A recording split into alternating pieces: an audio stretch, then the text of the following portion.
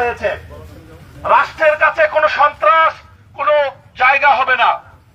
এই আপনাদের এলাকায় যদি কোনো সন্ত্রাস আবার পুনরায় কেউ নাড়াচাড়া দিয়ে ওঠে, এই ছোট সাজ্জাদের মতো পরিণতি হবে।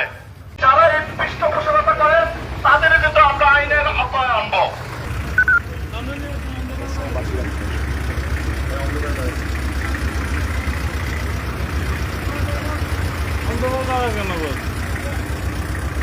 আশেপাশে যারা এই ছোট বড় এই ছোট সাজ্জাদ রয়েছেন এবং সন্ত্রাসী রয়েছেন, তাদেরকে যদি গ্রেপ্তারের জন্য সাহায্য না করেন, এই ছোট সাজ্জাদের মতো আপনাদেরও এই পরিণতি হবে। সাজ্জাদের মতো যারা সন্ত্রাসী আছেন তাদেরকে গ্রেপ্তারের জন্য আমাদের অভিযান অব্যাহত থাকবে।